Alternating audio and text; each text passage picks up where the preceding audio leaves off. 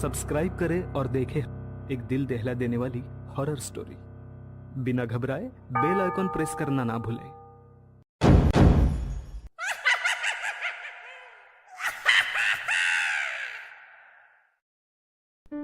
इस कहानी के लेखक हैं विजेंद्र कुमार कर्ण। आसमान में काले काले बादल दिखाई दे रहे थे। आसमान को देखकर ऐसा लग रहा था कि किसी कलाकार ने काले रंग से पूरे आसमान को रंग दिया है। आर्यन और सुनिधि एक दूसरे के हाथों में हाथ डाले सड़क किनारे बातें करते हुए चले जा रहे थे। कुछ और लोग भी उसी रास्ते से गुजर रहे थे, कुछ पैदल तो कुछ गाड़ियों में। लेकिन सभी में एक बात कॉमन थी, उन सभी लोगों को घर पहुंचने की जल्दी थी, क्योंकि कभी भी बारिश हो सकती थी। कभी कोई कार, कभी बाइक, तो कभी कोई बड़ी सी गाड़ी पूरी स्पीड में सड़क से गुजरती। लेकिन उन सब से उलट सुनिधि की बातों में खोए आर्यन को घर पहुंचने की कोई जल्दी नहीं थी। कुछ दिनों पहले ही सुनिधि और आर्यन ने लव मैरिज की है। पहले तो दोनों के घर वालों को दोनों के रिश्ते से ऐतराज था, लेकिन फिर उनका प्यार देखकर वे मान गए। आर्यन को भले ही घर पहुंचने की कोई जल्दी नहीं थी, लेकिन सुनिधि आसमान की ओर बार बार घूरे जा रही थी। आर्यन, देख रहे हो कितने घने बादल हैं? बरसना शुरू होंगे तो हम कहाँ छिपेंगे? उसके ऐसा कहते ही रिमझिम कर बारिश शुरू हो गई।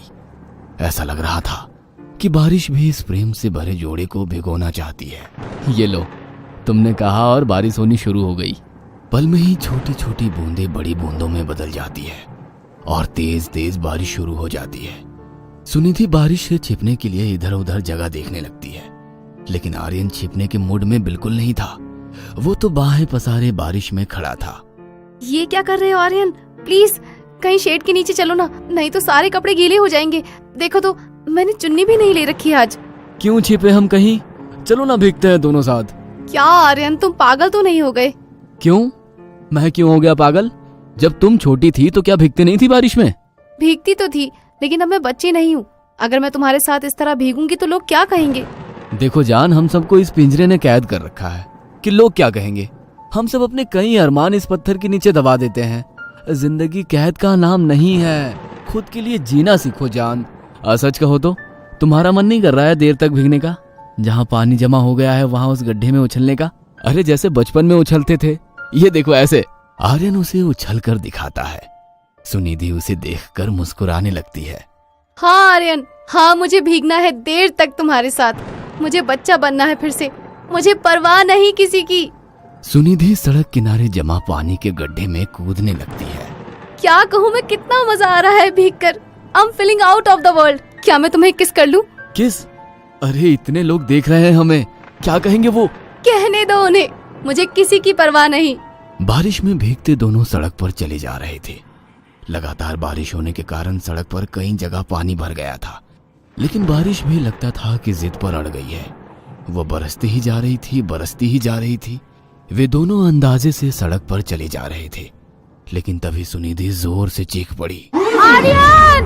आर्यन जब तक समझ पाता कि क्या हुआ है, सुनिधि का हाथ उससे छूट गया और वो सड़क के किनारे उस गहरे मेन होल में गिर गई, जिसे शायद मरम्मत के कारण खोला गया था या उस पर ढक्कन था ही नहीं। सुनिधि! सुनिधि! पल में ही वहां पर लोगों की भीड़ लग गई। आर्यन उस मेन होल में खुद भी उतरने वाला था, तभी आसपास से गुजर रहे लोगों ने उसे रोका। छोड़ो, छोड़ो मुझे, मेरी सुनिधि, मेरी पत्नी गिर गई है इस मेन होल में, छोड़ो। जीवन कितना अनिश्चित है ना। कुछ पल पहले प्यार में डूबे आर्यन और सुनिधि का जीवन एकदम से बदल जाएगा, किसे पता था। बारिश थमी और आर्यन का जीवन भी, लेकिन आंसू, उसके आंसू नहीं थमे। मेन होल में जिंदा प्रवेश की हुई सुनिधि जब बाहर आई तो वो लाश बन चुकी थी। म्यूनिसिपैलिटी के लोगों को उसकी लाश को मेन होल से बाहर निकालने में काफी समय लग गया था। मौत बहुत ही गंभीर होती है, लेकिन सुनिधि के चेहरे पर गंभीरता नहीं थी, शांति थी। लेकिन आर्यन अशांत हो गया था। सुनिधि, सुनिधि, उठ जाना, उठ जाना, अरे उठना। आर्यन कैसे रहेगा तेरे बिना, कैसे जिएगा, कौन संभालेगा मुझे? भगवान, भगवान, ये क्या कर दिया आपने, ये क्या कर दिया? सुनिधि, आंखें खोलो, आंखें खोलो, मुझे किस करो, मेरे माथे के बीच में जैसे तुम क्या करती हो और मैं सब कुछ भूल जाता हूँ, सारे गम, सारी तकलीफ। प्लीज करो ना किस, प्लीज करो ना। मृत इंसान ना तो आंसुओं को देख सकता है और ना ही उस दर्द को महसूस कर सकता है जो उनके अपनों को होता है। मृत इंसान तो अपना नाम तक खो देता है। पल में ही लोग उसे बॉडी कहकर बुलाने लगते हैं। आप अपनी वाइफ की बॉडी अब ले जा सकते हैं। अस्पताल में पोस्टमार्टम के बाद सुनिधि की बॉडी सफेद कपड़ों में लिपटी उसके ससुराल पहुंची। आर्यन के माता और पिता दोनों का रो रो कर बुरा हाल था। उन्हें समझ नहीं आ रहा था कि वे अपने इकलौते बेटे आर्यन को कैसे समझाएंगे। कितना खुश रहता था वो सुनिधि के साथ। आर्यन की आंखों से आंसू लगातार बह जा रहे थे। वो ये सोचकर और भी ज्यादा परेशान हो रहा था कि सुनिधि का शरीर कुछ पलों में खाक हो जाएगा। हंसती बोलती उसकी सुनिधि अब कभी उससे बातें नहीं कर पाएगी, उसके गालों को छू नहीं पाएगी, उसे सीने से नहीं लगा पाएगी। अपने ख्यालों में खोया आर्यन उसकी बॉडी के पास बैठा हुआ था। पास ही अगरबत्ती जल रही थी और उसका धुआं कमरे में फैलता जा रहा था। तभी उसके पापा ने उसे बुलाया। पापा के साथ पंडित जी भी थे और उनके हाथों में एक पत्री थी। आर्यन, सुनिधि की मौत पंचक में हुई है, इसलिए हमें पंचक के अनुसार उसका अंतिम संस्कार करना होगा। पंचक? पंचक यानी 5 ग्रह नक्षत्रों की एक ऐसी दशा जो बहुत ही अशुभ होती है। यदि पंचक में किसी की मृत्यु हो जाए तो उसके साथ ही उसके कुल, उसके खानदान के 5 और लोगों की मौत हो जाती है। शास्त्र कहता है कि घनिष्ठ पंचकम ग्रामे सदभिषा कुल पंचकम पूर्वा भाद्रप्रदा रथ्या चोतरा गृह पंचकम रेवती ग्राम बाह्याम च एतत पंचकम लक्षणम। अर्थात यदि घनिष्ठ नक्षत्र में मृत्यु हुई है तो गांव में 5 लोग, शतभिषा नक्षत्र में मृत्यु हुई हो तो उसी कुल में 5 लोग, पूर्वा नक्षत्र में मृत्यु हुई है तो उसी मोहल्ले में 5 लोग, उत्तरा में हो तो उसी घर में 5 और, रेवती में हो तो दूसरे गांव नगर में 5 लोगों की मृत्यु संभव है। और कभी कभी तो ये सभी मौतें भी देखी गई है। आर्यन बेटा, इसलिए हमें पंचक के नियमों के अनुसार ही तुम्हारी पत्नी का अंतिम संस्कार करना होगा, तभी इस अनहोनी से बचा जा सकेगा। और इसके लिए तुम्हारी पत्नी के शव के साथ आटे, बेसन या कुश, जिसे सूखी घास कहते हैं, उससे बने 5 पुतले अर्थी पर रखकर उन 5 का भी तुम्हारी पत्नी के शव की तरह पूर्ण विधि विधान से अंतिम संस्कार किया जाएगा। पंडित जी की वह बातें आर्यन को अजीब सी लग रही थी। उसे पंडित जी पर गुस्सा भी आ रहा था, लेकिन वो उन पर अपना गुस्सा निकाल तो नहीं सकता था। पापा प्लीज, प्लीज मेरी सुनिधि की मौत का मजाक मत बनाइए। मैं इन सब चीजों को नहीं मानता।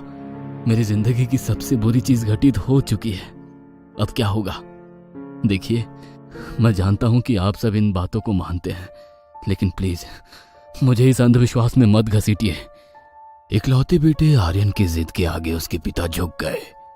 सुनिधि का अंतिम संस्कार पंचक के नियमों के बिना पूरा किया गया। नदी किनारे उसके मृत शरीर को जब आर्यन मुखाग्नि दे रहा था तो सुनिधि की एक ही बात बार बार उसके कानों में गूंज रही थी। मान लो सुनिधि, कल को कहीं ऐसा हो जाए कि तुझे मेरे बिना पूरी जिंदगी जीना पड़े, तो तू रह पाएगी? मैं तुमसे बहुत प्यार करती हूँ आर्यन, ऐसा दिन कभी नहीं आएगा, कभी नहीं। उसी रात लगभग 1:30 बजे की बात है। आर्यन की आंखों से नींद कोसों दूर थी। वह सुनिधि की तस्वीर को लगातार घूरे जा रहा था। तभी उसे लगा कि उसकी सुनिधि उसके पास आकर खड़ी हो गई है। वो उसे छूने की कोशिश करता है, लेकिन जैसे ही वो उसे छूने की कोशिश करता है उसका हाथ उसके शरीर से आर पार हो जाता है। घर के बाहर कुत्ते के रोने की आवाज लगातार आ रही थी और वो रोना कुछ ऐसा था जैसे कि कुछ अनिष्ट होने वाला है।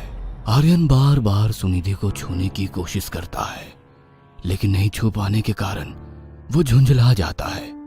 तभी उसके कानों में एम्बुलेंस की आवाज गूंजने लगती है। वो अपनी खिड़की खोलकर घर के बाहर झांकता है।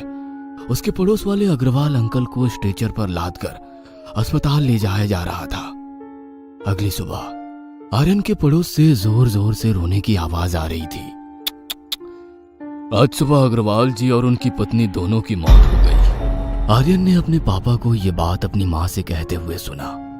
एक पल के लिए उसकी आंखों के आगे अग्रवाल अंकल और आंटी का चेहरा आ गया, क्योंकि बचपन से ही उन्होंने उसे देखा था। उनकी गोद में वो खेला भी था। वह दोनों अपनी भतीजे के साथ रहा करते थे। अग्रवाल अंकल का एक ही बेटा था, नवीन। वह एयरफोर्स में था, लेकिन पिछले साल वो शहीद हो गया था। अग्रवाल अंकल और आंटी कितने अकेले हो गए थे उसके जाने के बाद। हालांकि उन्हें अपने बेटे की शहादत पर गर्व था। धीरे धीरे उन दोनों ने जीवन के इस कड़वे सच को स्वीकार कर लिया था और सामान्य जीवन जीने की कोशिश कर रहे थे। आर्यन की शादी में अंकल और आंटी भी जमकर नाचे थे। उन्होंने अपने बेटे की शादी तो नहीं देखी, लेकिन आर्यन तो नवीन की तरह ही तो था उनके लिए। अच्छे भले तो थे वे लोग, अचानक क्या हो गया उन्हें, वो भी एक साथ? हार्ट अटैक बता रहे हैं डॉक्टर, लेकिन मैं जानता हूं कि यह मौत क्यों हुई है। बूझे मन से आर्यन के पापा ने यह बात आर्यन से कही, फिर ऊपर के कमरे में चले गए। आर्यन को पापा की यह बात समझ नहीं आई, लेकिन उसके कानों में पंडित जी की बात गूंजने लगी। तुम्हारी पत्नी की मौत पंचक में हुई है।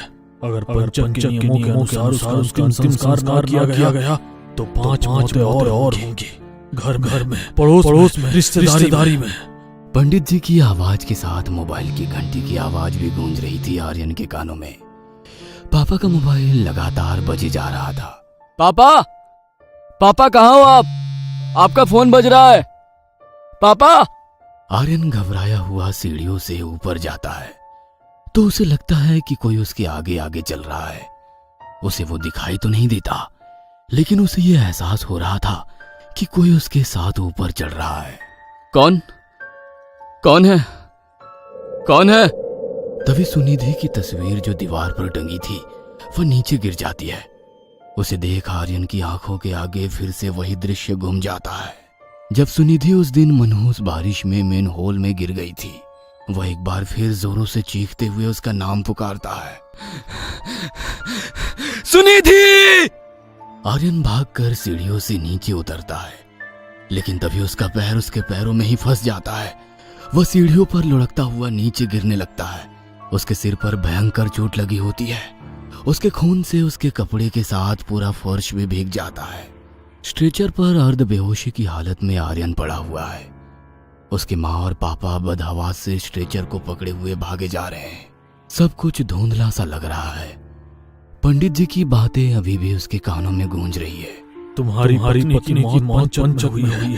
अगर पंचक के नियमों के अनुसार उसका अंतिम संस्कार ना किया गया तो 5 मौतें और होंगी, घर में, पड़ोस में, रिश्तेदारी में। बेटे को मुखाग्नि देते हुए आर्यन के पापा सोच रहे थे, कितना कहा मैंने उसे, लेकिन उसने मेरी बात नहीं मानी। तभी उनके फोन की घंटी बजती है। जेब से वो फोन निकाल कर देखते हैं। चश्मा उन्होंने लाया नहीं था, इसलिए पता नहीं चल रहा था कि फोन किसका है। उन्होंने फोन उठाया। हेलो। आर्यन की मां नहीं रही। इकलौते बेटे का गम उनसे बर्दाश्त नहीं हुआ। फोन पर यह बात सुनकर 70 साल के बूढ़े आर्यन के पिता पर यह खबर बिजली की तरह गिरी।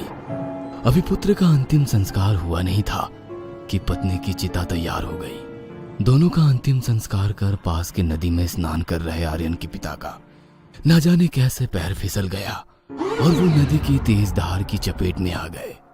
गोताखोरों ने बहुत मुश्किल से 3 दिन बाद उनकी लाश बरामद की। एक बार पंचक ने अपनी गिनती फिर से पूरी कर ली थी।